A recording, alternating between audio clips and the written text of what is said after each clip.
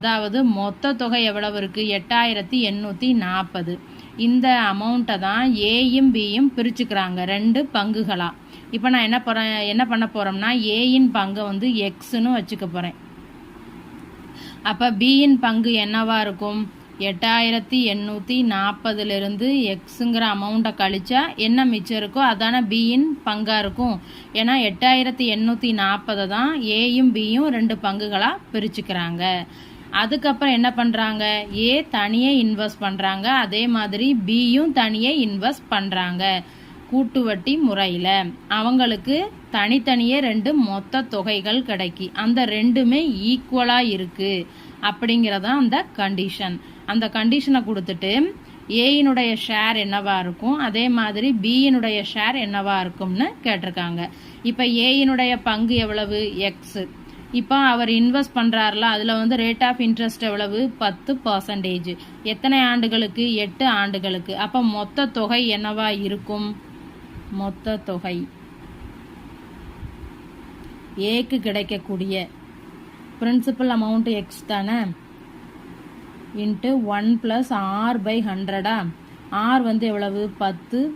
அப்போ by 100 whole power n வந்து எத்தனை? 8 ஆண்டுகள்.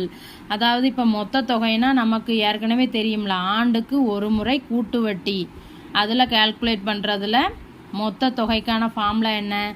a = p × 1 + r/100 whole power n. இந்த ஃபார்முலாவை தான் இங்கே அப்ளை பண்ணியிருக்கேன்.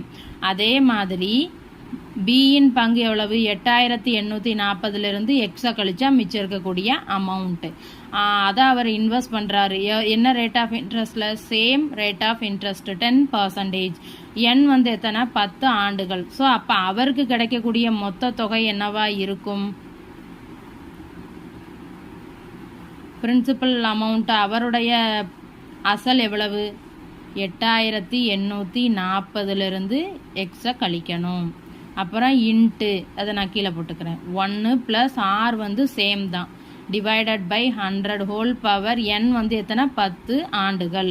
ஸோ இந்த 2 மொத்த தொகையும் ஈக்குவல் அப்படிங்கிற கண்டிஷனை கொடுத்துட்டு ஏயினுடைய ஷேர் என்ன, பியினுடைய ஷேர் என்னன்னு கேட்டிருக்காங்க. ஸோ இந்த ரெண்டையும் நம்ம வந்து இப்போ ஈக்குவேட் பண்ண போகிறோம்.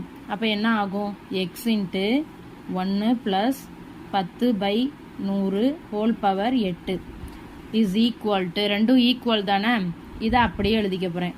இங்கே பிரின்சிபல் அமௌண்ட் என்ன? 8840 minus X into 1 + 10/100 whole power 10.